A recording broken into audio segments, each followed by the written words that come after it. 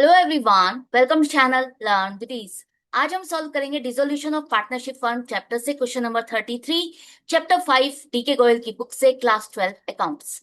Online classes, online tuitions के लिए आप मुझे स्क्रीन पर दिए गए नंबर पर व्हाट्सएप कर सकते हो अपना नाम और क्लास। और आप अगर सॉल्यूशन ढूंढ रहे हो टीएस ग्रेवाल और DK Goyal new edition book के, तो चैनल के होम टैब पर क्लिक करो। आपको सॉल्यूशंस अपलोडेड मिलेंगे। पोस्ट सेक्शन में एमसीक्यूज मिलेंगे क्विज के फॉर्मेट में और एमसीक्यूज के सॉल्यूशन से शॉर्ट सेक्शन। तो बहुत कुछ है चैनल पर, विजिट द चैनल। अच्छा लगे तो शेयर और सब्सक्राइब जरूर करना। क्वेश्चन नंबर 33 में तीन पार्टनर है, माइकल, जैक्सन और जॉन। प्रॉफिट शेयरिंग रेशियो 3:1:1 है। अब ये तीनों मिलकर के अपनी पार्टनरशिप फंड को डिसॉल्व करना चाहिए। एसेट्स और लाइबिलिटीज को किस तरह से सेटल किया, आपको इंफॉर्मेशन दी है।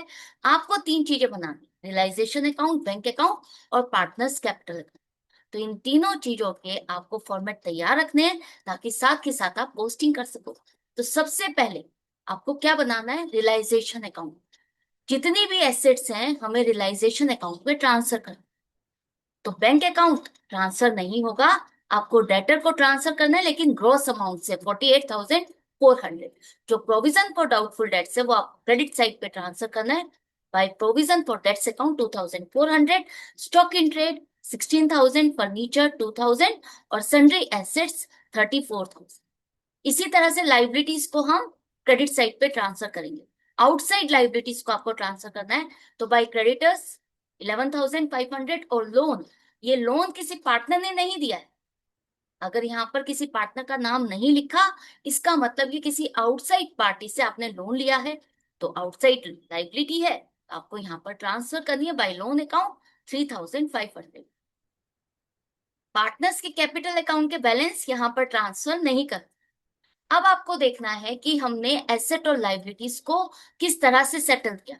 एसेट को बेचा तो कितना अमाउंट रिसीव किया, या किसी पार्टनर ने टेक ओवर किया तो कितने में लिया। तो सबसे पहले दिया है कि माइकल जो पार्टनर है उसने फर्म के फर्नीचर को खरीद लिया है। फर्नीचर जो 2,000 का है वो 2,600 में इसने खरीद लिया। और इसी तरह से डेटर्स हमारे टोटल 48,400 के, इसमें से इसने 40,000 के डेटर्स को 34,400 में टेक ओवर किया। सारे के सारे डेटर्स नहीं, इसमें से सिर्फ और सिर्फ 40,000 के डेटर्स को इसने खरीदा है। कितने रुपए में, 34,400। तो टोटल अमाउंट हमें माइकल से कितनी लेनी है, 37,000। क्या माइकल ने ये पेमेंट कर दी है? नहीं। अगर आपने मार्केट में किसी एसेट को बेचा होता तो आप लिखते बैंक या कैश अकाउंट। अगर कोई पार्टनर इस एसेट को टेक ओवर कर रहा है तो आप मान के चलोगे कि उस पार्टनर ने ये पैसा नहीं दिया, और आप उसके कैपिटल अकाउंट को ही इसके लिए डेबिट करेंगे कि इतना पैसा जो हमें इससे लेना है हम इसके कैपिटल से ही एडजस्ट करें। यहां तक समझ में आ गया। इसी तरह से माइकल ने फर्म की लाइबिलिटी को भी टेक ओवर किया। जो क्रेडिटर्स आपके टोटल 11,500 के हैं, इसमें से 10,000 रुपीज के क्रेडिटर्स को टेक ओवर किया। 10,000 के क्रेडिटर्स की ये पेमेंट करेगा। तो जब पार्टनर फर्म की लाइबिलिटी को टेक ओवर करता है तो उसके लिए आप उसको पेमेंट नहीं कर रहे हो, फर्म उसको पेमेंट नहीं कर, उसके कैपिटल अकाउंट को ही हम क्रेडिट करेंगे कि इतना पैसा और हमें इसे देना है। जैसे एसेट के लिए आपको पार्टनर से पैसा लेना है तो आपने उसके कैपिटल अकाउंट को डेबिट किया। इसी तरह से अगर पार्टनर फर्म की लाइबिलिटी को पे कर रहा है तो फर्म इसे पैसा देगी, लेकिन फर्म ने अभी दिया नहीं है तो हम इसके कैपिटल अकाउंट को ही क्रेडिट करेंगे। यहां तक समझ में आ गया। लेकिन यहाँ पर ध्यान रखना कि आपके जो डेटर्स हैं वो पूरे के पूरे अभी सेटल नहीं हुए, इसमें 8,400 के बाकी। इसी तरह से क्रेडिटर्स भी आपके पूरे सेटल नहीं हुए, सिर्फ उसने 10,000 के क्रेडिटर्स को टेक ओवर किया है, बाकी 1,500 की लाइबिलिटी अभी बाकी है। इसके बाद जो पार्टनर्स कैपिटल अकाउंट का फॉर्मेट आपका तैयार है तो उसमें साथ के साथ पोस्टिंग करो। सबसे पहले बैलेंस शीट से इनके कैपिटल के ओपनिंग बैलेंसेस लिखेंगे बाय बैलेंस विधि। 50,000, 25,000, 14,000। माइकल ने लाइबिलिटी को टेक ओवर किया जिसके लिए उसको पैसा मिलना चाहिए, तो आप उसके कैपिटल अकाउंट को क्रेडिट करोगे 10,000 से। और जो एसेट इसने टेक ओवर की इसके लिए हमें पैसा लेना है, तो आप इसके कैपिटल अकाउंट को डेबिट करोगे टू रियलाइजेशन अकाउंट 37,000। इसके बाद वापस आ जाते हैं रियलाइजेशन अकाउंट में। जैक्सन जो दूसरा पार्टनर है उसने भी कुछ एसेट्स को टेक ओवर किया।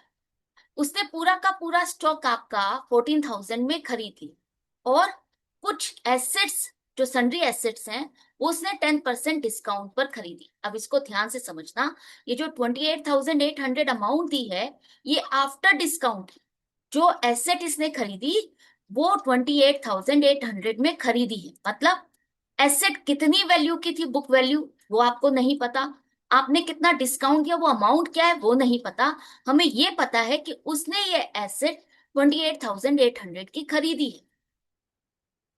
अब ये अगर 10% डिस्काउंट के बाद, तो ध्यान से समझो, ये पूरे एसेट जो उसने खरीदी है उसका 90% वैल्यू, 100 - 10 करके 90% वैल्यू है। 100 तो ये था जो एसेट उसकी है, उस पर 10 रुपीज आपने माइनस किया, डिस्काउंट दिया, तो बाकी 90% वैल्यू बची इस एसेट की। तो अगर मुझे इस एसेट की वैल्यू जाननी है कि उसने कितनी वैल्यू के एसेट को खरीदा, तो उसके लिए हम क्या करेंगे, 28,800 डिवाइडेड बाय 90 मल्टीप्लाइड बाय 100, आपके पास आ जाएगा 32,000। ये निकालना क्यों जरूरी है, क्योंकि आपको ये जानना जरूरी है कि क्या उसने पूरी की पूरी एसेट को टेक ओवर किया है या कुछ और एसेट बच गई है। क्योंकि अगर बाकी की एसेट बची है तो उसके लिए भी आपको अकाउंटिंग करनी है, उसको छोड़ना नहीं है। तो यहां पर ये जानना जरूरी था। तो ये आपकी एसेट सिर्फ 32,000 की उसने खरीदी है, और कितने में खरीदी, 28,800। तो हमें तो मतलब है कि कितना पैसा मिला, हमने इसको रिकॉर्ड कर दिया बाय जैक्सन्स कैपिटल अकाउंट, स्टॉक और एसेट टोटल मिला करके 42,800। बाकी अब इसमें हमारी सन्ड्री एसेट 2,000 की और बची है जिसका आपको ध्यान रखना है। अब जैक्सन के अकाउंट में भी आपको रिकॉर्ड करना है, इसने एसेट को खरीदा है तो हमें इससे पैसा लेना है, इसके कैपिटल अकाउंट में डेबिट करोगे 42,800। इसके बाद जॉन ने बाकी की जो एसेट बच गई, जो सन्ड्री एसेट 34,000 की थी, इसमें से 32,000 की तो जैक्सन ने खरीद ली 28,800 में। बाकी 2,000 की जो एसेट और बच गई वो जॉन ने खरीद ली 10% डिस्काउंट पे, मतलब 2,000 का 90% वैल्यू 1,800 में इसने खरीद लिया। तो ये पैसा इससे हमें नहीं मिला, तो हम इसके कैपिटल अकाउंट को ही डेबिट करें। इसी तरह से जॉन ने एक लाइबिलिटी को भी टेक ओवर किया। फर्म के जो लोन्स है वो पे करने वाला है, फर्म की लाइबिलिटी को पे करेगा पार्टनर, तो हम उसके कैपिटल अकाउंट को क्रेडिट करेंगे कि इतना पैसा इसे और मिलना है। तो साथ के साथ पोस्टिंग करो कैपिटल अकाउंट में, लाइबिलिटी है तो क्रेडिट साइड पर, और एसेट उसने जो खरीदी उसके लिए डेबिट साइड पर। इसके बाद लास्ट में आपको दिया जितने डेटर्स आपके बच गए। देखो, जो माइकल है उसने 48,400 में से 40,000 के डेटर्स को टेक ओवर किया था। 40,000 के डेटर्स को 34,400 में खरीदा था। बाकी अभी आपके 8,400 के डेटर्स और बच गए हैं। तो ये जो 8,400 के डेटर्स हैं ये एजेंसी के थ्रू आपको 50% रिकवर हुए, मतलब 4,200 का पैसा आपको रिसीव हुआ। तो ये जो पैसा रिसीव हुआ, किसी पार्टनर ने टेक ओवर नहीं किया, तो आप बाय बैंक अकाउंट लिखोगे 4,200।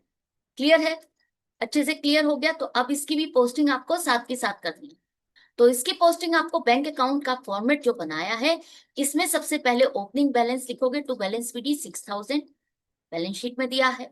और जो पैसा आपको डेटर्स से मिला, टू रियलाइजेशन अकाउंट लिखोगे। अब आप डेटर्स नहीं लिखोगे, क्योंकि जितने भी एसेट हैं वो आपके रियलाइजेशन अकाउंट का पार्ट है।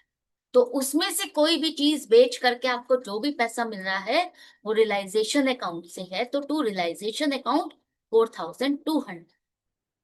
इसके बाद आपने कुछ एक्सपेंसेस भी पे किए, जो आपने एसेट और लाइबिलिटीज को रियलाइज किया उसके लिए आपने किसी को पेमेंट की, एक्सपेंसेस किए। वो जो पेमेंट है 600 की, फर्म के बिहाफ पर पार्टनर जोन ने पे किया। तो फर्म की लाइबिलिटी एक्सपेंसेस को अगर पार्टनर पे करेगा तो हम उसके कैपिटल अकाउंट को क्रेडिट करेंगे। तो to Jones capital account debit side पे दिखाएंगे 600, और यहाँ पर कैपिटल अकाउंट में लिखोगे बाय रियलाइजेशन अकाउंट 600 जोन के अकाउंट। यहाँ तक क्लियर है? क्या आपने सब कुछ रिकॉर्ड कर लिया या कुछ बाकी है? एसेट्स में आपने सब कुछ कवर कर लिया, डेटर्स पूरे हो गए, स्टॉक इन ट्रेड हो गया, फर्नीचर हो गया, सन्ड्री एसेट्स भी पूरे हो गए। लेकिन लाइबिलिटी में एक चीज बाकी, आपने लोन की तो पूरी पेमेंट कर दी, लेकिन क्रेडिटर्स में 10,000 यहाँ पर माइकल ने रिकवर किए थे। 10,000 की इसने पेमेंट की थी, लेकिन 1,500 की लाइबिलिटी तो अभी बाकी है। तो अगर उसके बारे में क्वेश्चन में कुछ नहीं दिया, तो ये मान के चलोगे कि ये क्रेडिटर्स की आपने पेमेंट की है। तो कहाँ दिखाएंगे? अगर आप पे कर रहे हो, फर्म पे कर रही है, तो डेबिट साइड पर टू बैंक अकाउंट 1,500। अब सब कुछ कवर हो गया है। तो ये जो पेमेंट कर रहे हो, तो इसे बैंक अकाउंट में भी रियलाइजेशन अकाउंट 1,500। इसके बाद अब रियलाइजेशन अकाउंट आपका कंप्लीट हो गया, तो आपको प्रॉफिट या लॉस चेक करना है। डेबिट साइड का टोटल ज्यादा है तो लॉस है, क्रेडिट साइड का टोटल ज्यादा है तो प्रॉफिट है। यहाँ पर डेबिट साइड का टोटल ज्यादा है, मतलब लॉस है 12,800 का।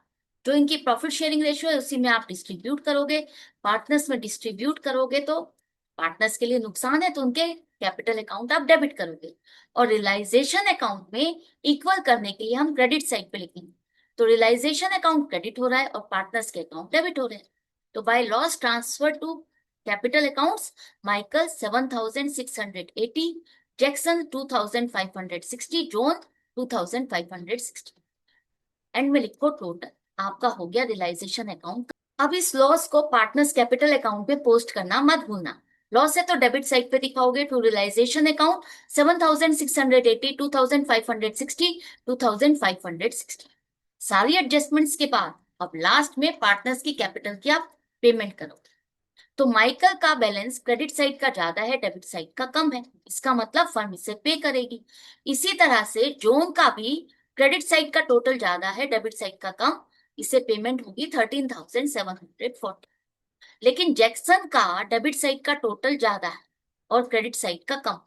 जब डेबिट साइड का टोटल ज्यादा है, इसका मतलब फर्म इससे पैसा लेगी। कितना पैसा लेगी? 20,360। तो बाय बैंक अकाउंट 20,360 जैक्सन से हमें पैसा लेना है। एंड में लिखो total. Partners capital account complete हो गया। अब जो ये पैसा लेना है देना है, इसे बैंक अकाउंट पे पोस्ट करो।